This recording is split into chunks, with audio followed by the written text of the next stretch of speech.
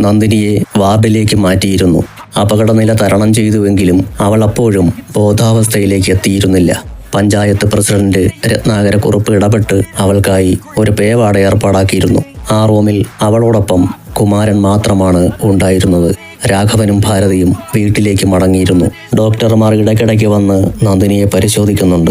രത്നാകരക്കുറുപ്പ് വഴി രാഷ്ട്രീയ നേതാക്കൾ ഇടപെട്ട് സംസാരിച്ചതുകൊണ്ടാകാം ആശുപത്രി ജീവനക്കാരും ഡോക്ടർമാരും നന്ദിനിക്ക് പ്രത്യേക ശ്രദ്ധ തന്നെ കൊടുക്കുന്നുണ്ട്. സമയം ഒരു 12 മണിയായപ്പോൾ വാതിലിൽ ഒരു മുട്ട് കേട്ടു. ക്ഷീണം കൊണ്ട് അടഞ്ഞുപോയ കുമാരന്റെ കണ്ണുകൾ ഞെട്ടി തുറന്നു. ഡോക്ടറായിരിക്കും. കുമാരൻ ഓടിപ്പോയി വാതിൽ തുറന്നു. അതൊരു ഡോക്ടർ തന്നെയായിരുന്നു. കഴുത്തിൽ ഒരു സ്റ്റെതസ്കോപ്പ് തൂങ്ങിക്കിടപ്പുണ്ടായിരുന്നു. അയാൾ ഒരു സർജിക്കൽ മാസ്ക് കൊണ്ട് മുഖം മറച്ചിരുന്നു. നന്ദിനിക്കൊരു ഇഞ്ചക്ഷൻ ഉണ്ടേ, അയാൾ പറഞ്ഞു. ഹോസ്പിറ്റലിൽ വന്ന ശേഷം ഇതുപോലെ ശരീരപ്രകൃതിയുള്ള ഒരു ഡോക്ടർ നന്ദിനിയെ പരിശോധിക്കാൻ വന്നിട്ടില്ല എന്ന കാര്യം കുമാരൻ ഓർത്തു. വലിയ ഹോസ്പിറ്റലല്ലേ, ഒരുപാട് ഡോക്ടർമാർ കാണുമല്ലോ. കുമാരൻ ആ സംശയത്തിന് ഒരു മറുപടിയും കണ്ടെത്തി.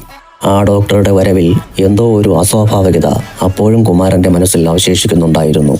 സാധാരണ ഒരു നഴ്സിനോടൊപ്പമാണ് ഡോക്ടർ നന്ദിനിയുടെ അടുത്തേക്ക് വരാറുള്ളത്. ഇന്നെന്താണ് ഇയാൾ ഒറ്റയ്ക്ക്? അപ്പോഴാണ് ഡോക്ടർ ഇട്ടിരുന്ന ചെരുപ്പ് കുമാരൻ ശ്രദ്ധിച്ചത്. ഒരു വില കുറഞ്ഞ സ്ലിപ്പർ ചെരുപ്പാണ് അയാൾ ധരിച്ചിരുന്നത്. അതിലാകെ ചെളിയും വെള്ളവും. അയാൾ നടന്നുപോയ വഴിയിൽ ചെളിയുടെ പാടുകൾ കുമാരൻ കണ്ടു. പുറത്ത് മഴ പെയ്യുന്നുണ്ട്. ഇയാൾ മഴയത്തുനിന്ന് നേരെ കയറി വന്നതാണെന്ന് തോന്നുന്നു.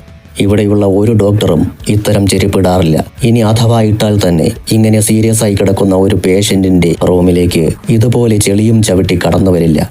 കുമാരൻ ലോകം കുറെ കണ്ടതാണ്. അതുകൊണ്ട് തന്നെ ഒറ്റനോട്ടത്തിൽ അസ്വാഭാവികമായ കാര്യങ്ങൾ അയാളുടെ തലച്ചോറ് പിടിച്ചെടുക്കും. ഡോക്ടർ എന്ന് പറഞ്ഞയാൾ നന്ദിനിയുടെ സമീപം കുനിഞ്ഞു നിന്ന് അവളുടെ നാഡീസ്പന്ദനം അളക്കുമ്പോൾ കുമാരൻ അയാളുടെ കണ്ണുകളെ പഠിക്കുകയായിരുന്നു.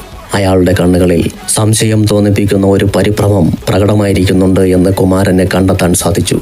ആ ഡോക്ടർ ധൃതിപ്പെട്ട് ഓവർകോട്ടിൽ നിന്നും സിറിഞ്ചെടുത്ത് അതിൽ മരുന്ന് നിറച്ചു.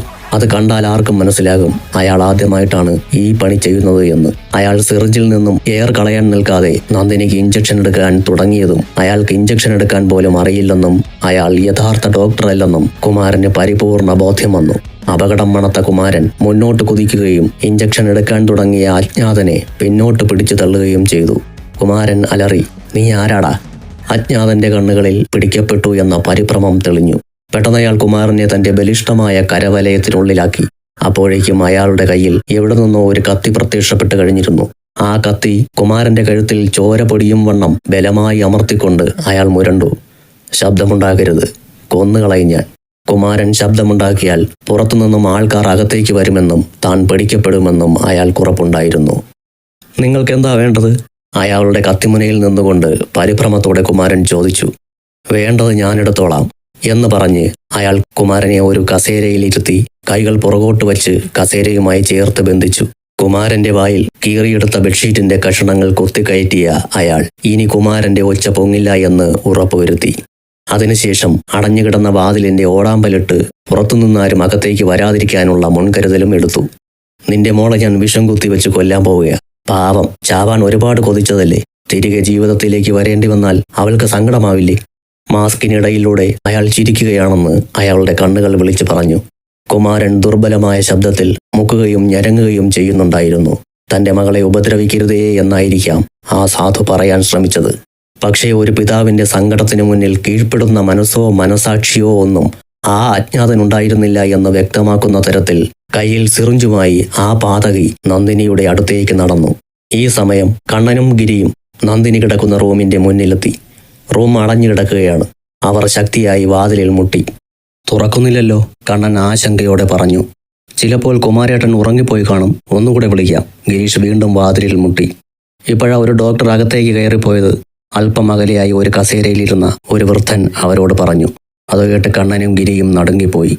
ഡോക്ടർ അകത്ത് കയറിപ്പോയെങ്കിൽ ഇത്രയും തട്ടി വിളിച്ചിട്ടും എന്താ അകത്തുനിന്നും ഒരു മറുപടിയും വരാത്തത്? നന്ദിനിയും കുമാരേട്ടനും അപകടത്തിലാണെന്ന് അവർക്ക് മനസ്സിലായി. കണ്ണനും ഗിരിയും വെപ്രാളത്തോടെ അകത്തേക്ക് ഓടിക്കയറി പോകുന്നത് കണ്ട ശശിമേശ്വരിയും സംഘവും കണ്ണന്റെ പിറകെ കാര്യമെന്തെന്നറിയാനായി ഓടി വന്നിരുന്നു. അവർ ഓടി നന്ദിനി കിടക്കുന്ന മുറിയുടെ മുന്നിലെത്തിയപ്പോൾ ശക്തമായി വാതിലിൽ ഇടിച്ചുകൊണ്ടിരിക്കുന്ന ഗിരിയെയും കണ്ണനെയുമാണ് കണ്ടത്. എന്താടാ പ്രശ്നം?" ശശിമേശ്വരിയുടെ ശബ്ദത്തിൽ പരിഭ്രമം നിറഞ്ഞിരുന്നു. നന്ദിനി ആപത്തിലാണ് മേശ്ശേരി, എത്ര വിളിച്ചിട്ടും കതക് തുറക്കുന്നില്ല, ഗിരീഷ് വെപ്രാളത്തോടെ പറഞ്ഞു. ഈ മുറിയിൽ അവരെ കൂടാതെ മൂന്നാമതൊരാൾ കൂടിയുണ്ട്. കണ്ണൻ ആ പറഞ്ഞത് കേട്ട് ശശിമേശ്വരി ചോദിച്ചു, ആരാണത്? അറിയില്ല, കണ്ണൻ പറഞ്ഞു. പക്ഷേ അയാൾ നന്ദിനിയെ കൊല്ലാൻ തന്നെയാണ് വന്നിരിക്കുന്നത്. എങ്കിൽ നോക്കി നിൽക്കുന്നത് എന്തിന്? ഈ വാതിൽ തല്ലിപ്പൊളിക്ക്, ശശി ആജ്ഞാപിച്ചു. ഈ സമയം അങ്ങോട്ടേക്കെത്തിയ ഒരു സംഘം ആശുപത്രി ജീവനക്കാർ അവരോട് കയർത്തു. അതിലൊരു ഡോക്ടർ ഉറക്കെ പറഞ്ഞു, നിങ്ങളെന്താണ് ഈ കാണിക്കുന്നത്? ഇതൊരു ഹോസ്പിറ്റലല്ലേ? ഇങ്ങനെ ശബ്ദമുണ്ടാക്കിയാൽ പേഷ്യൻസിന് അത് ഡിസ്റ്റർബൻസ് ആവില്ലേ? സോറി ഡോക്ടർ, ഞങ്ങൾ ശബ്ദമുണ്ടാക്കുകയല്ല, ഈ വാതിൽ തകർക്കുകയാണ്, ശശിമേശ്വരി പറഞ്ഞു. എന്ത്, വാതിൽ തകർക്കുന്നെന്നോ? അക്രമം കാണിച്ചാൽ ഞങ്ങൾക്ക് പോലീസിനെ വിളിക്കേണ്ടി വരും, മറ്റൊരു ഡോക്ടർ ഭീഷണിയുടെ സ്വരത്തിൽ പറഞ്ഞു. നിങ്ങൾ മനുഷ്യന്റെ ശരീരത്തിൽ കത്തിവയ്ക്കാറില്ലേ? അപ്പോൾ ആരും പോലീസിനെ വിളിക്കാറില്ലല്ലോ, ഗോപിമേശ്വരി മുരണ്ടു. അത് ജീവൻ രക്ഷിക്കാൻ വേണ്ടിയല്ലേ? ഡോക്ടറുടെ മറുപടി ഉടനെ വന്നു.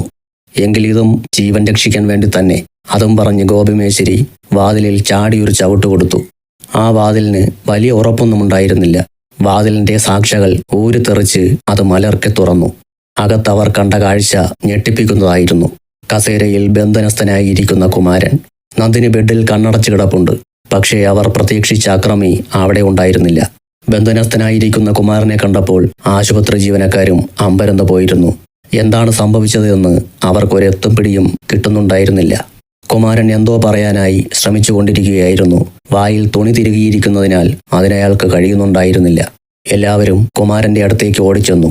അവർ അയാളുടെ കെട്ടുകൾ അഴിച്ചുകൊണ്ടിരുന്നതും ബെഡിനടിയിൽ നിന്നും ഒരാൾ പുറത്തേക്കിറങ്ങി വാതിലിന്റെ അരികിലേക്ക് ഓടി. എല്ലാവരുടെയും ശ്രദ്ധ കുമാരനിലേക്ക് നീങ്ങിയ ആ നിമിഷം അയാൾ ഉപയോഗപ്പെടുത്തുകയായിരുന്നു. ദാ ഒരുത്തം ഓടുന്നു, കണ്ണൻ അയാളെ കണ്ടു. അയാളുടെ പിറകെ കണ്ണനും ഓടി. ഗിരിയും അവരെ പിന്തുടർന്നു. നന്ദിനി കിടന്ന പേവാർഡിന്റെ വാതിലിൽ കണ്ണൻ മുട്ടുന്ന സമയത്ത് നന്ദിനിക്ക് നേരെ നടക്കുകയായിരുന്നു ഡോക്ടറുടെ വേഷം ധരിച്ച ആ അജ്ഞാതൻ.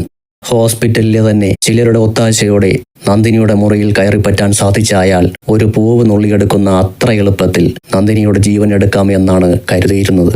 അത് സാധ്യവുമായിരുന്നു. പക്ഷേ കുമാരന്റെ ഇടപെടൽ അയാളുടെ പ്രതീക്ഷകളെയെല്ലാം തകിടം മറിച്ചു. കുമാരൻ ഇടപെടാതിരുന്നെങ്കിൽ ആർക്കും ഒരു സംശയത്തിന് ഇട നൽകാത്ത വിധം ഒരു സ്വാഭാവിക മരണമായി ആ കൊലപാതകം മാറുമായിരുന്നു. കാര്യങ്ങൾ കൈവിട്ടുപോയി. പക്ഷെ അപ്പോഴും പിന്തിരിഞ്ഞ് രക്ഷപ്പെടാൻ അയാൾ ശ്രമിച്ചില്ല. നന്ദിനിയെ എങ്ങനെയും അവസാനിപ്പിച്ചിട്ടേ അയാൾക്ക് അവിടെ നിന്നും പോകാൻ സാധിക്കുമായിരുന്നുള്ളൂ. അതുകൊണ്ടാണ് അയാൾ അപകട സാധ്യത കൂടിയ രണ്ടാമത്തെ പദ്ധതിയിലേക്ക് തിരിഞ്ഞത്. കുമാരനെ നിശബ്ദനാക്കിയിട്ട് നന്ദിനിയെ വധിക്കുക. പക്ഷെ അപ്പോൾ അത് ഒരു കൊലപാതകമാകും. ദൃക്സാക്ഷിയുള്ള ഒരു വലിയ ക്രൈം. എന്തായാലും ഇപ്പോൾ വന്ന കാര്യം നടപ്പിലാക്കാം. കേസിനെയും ദൃക്സാക്ഷിയുമൊക്കെ പിന്നീട് കൈകാര്യം ചെയ്യാമെന്നയാൾ നിശ്ചയിച്ചു. അയാൾ വിചാരിച്ച പോലെ കുമാരനെ നിശബ്ദനാക്കാൻ അയാൾക്ക് സാധിച്ചു. കാര്യങ്ങളെല്ലാം അയാൾക്ക് അനുകൂലമായി വന്ന ആ സമയത്താണ് വാർഡിന്റെ വാതിലിൽ മുട്ടുകേട്ടത്. അതയാളെ നടുക്കിക്കളഞ്ഞു. ഉറക്കെയാണ് വാതിലിൽ ഇടിക്കുന്നത്. ചിലപ്പോൾ തങ്ങളുടെ ഗൂഢാലോചന അറിഞ്ഞെത്തിയ പോലീസായിരിക്കും എന്നയാൾ ഭയപ്പെട്ടു. ഇനി നന്ദിനിക്ക് എന്തെങ്കിലും സംഭവിച്ചാൽ താൻ കുടുങ്ങും എന്നയാൾക്ക് ബോധ്യമായി. അതുകൊണ്ട് തൽക്കാലം ഇവിടുന്ന് എങ്ങനെയെങ്കിലും രക്ഷപ്പെടണം. ബാക്കിയൊക്കെ പിന്നീട് എന്ന തീരുമാനത്തിൽ അയാൾ എത്തി. പക്ഷെ പോയി കതക് തുറക്കാനുള്ള ധൈര്യം അയാൾക്കുണ്ടായില്ല. അവർ അകത്ത് കയറുന്ന നിമിഷം കുമാരനെ കാണും. അവർ കുമാരന്റെ അടുത്തേക്കായിരിക്കും ആദ്യം പോവുക. അപ്പോൾ വാതിലിന് സമീപം ഒരു ഗ്യാപ്പുണ്ടാകും. അവിടെ ആരും കാണില്ല. അത് മുതലാക്കി ആ സമയത്ത് ഇവിടെ നിന്നും പുറത്തേക്ക് രക്ഷപ്പെടാം എന്ന് കണക്കുകൂട്ടിയാണ് അയാൾ ബെഡിനടിയിൽ പമ്മിയിരുന്നത്. കാര്യങ്ങൾ അയാൾ കണക്കുകൂട്ടിയതുപോലെ തന്നെ നടന്നു. ആരും കാണാതെ വാതിലിന്റെ അരികിൽ വരെ എത്താൻ അയാൾക്ക് സാധിച്ചു. നന്ദിനിയെ കൊല്ലാൻ ശ്രമിച്ചപ്പോൾ നടന്നതുപോലെ രക്ഷപ്പെടാൻ നോക്കിയപ്പോഴും അയാളുടെ കണക്കുകൂട്ടലുകളെ ദൈവം ചെറുതായിട്ടൊന്ന് തെറ്റിച്ചു. പുറത്തേക്ക് ഓടുന്ന അയാളെ കണ്ണൻ കണ്ടു. അയാൾ സർവ്വശക്തിയും എടുത്ത് ഓടുകയായിരുന്നു. തന്നെ തേടി വന്നിരിക്കുന്നത് പോലീസല്ല, നാട്ടുകാരാണ്. അവരുടെ കയ്യിൽ കിട്ടിയാൽ തന്റെ തടി കൊണ്ട് ഇനിയൊരു പ്രയോജനവും ഉണ്ടാകില്ലെന്ന് അയാൾക്കറിയാമായിരുന്നു. കണ്ണനും ഗിരിയും അയാളുടെ പിറകെ ഉണ്ടായിരുന്നു. പുറത്തെ ഇരുട്ടിലേക്കിറങ്ങിയാൽ പിന്നെ അയാളെ കിട്ടില്ലെന്ന് അവർക്കുറപ്പുണ്ടായിരുന്നു. പക്ഷേ അയാൾക്കൊപ്പം എത്താൻ അവർക്ക് സാധിക്കുന്നുണ്ടായിരുന്നില്ല. ഹോസ്പിറ്റലിന് പുറത്തെത്തിയാൽ തനിക്ക് പിന്നെ പേടിക്കാനില്ലെന്ന് അജ്ഞാതന് ഉറപ്പുണ്ടായിരുന്നു. അവിടെ തന്റെ ആൾക്കാരുണ്ട്. പക്ഷേ അപ്പോഴും ദൈവം അയാളുടെ കണക്കുകൂട്ടലുകളെ തെറ്റിച്ചു. ഹോസ്പിറ്റലിന്റെ എൻട്രൻസിൽ നിന്നിരുന്ന സെക്യൂരിറ്റി ഓഫീസർ ഒരു ഡോക്ടർ ഓടി വരുന്നത് കണ്ടു. പിറകെ 2 പേരും. എന്തോ പ്രശ്നമുണ്ടെന്ന് തോന്നിയ അദ്ദേഹം അവരുടെ നേരെ നടന്നു.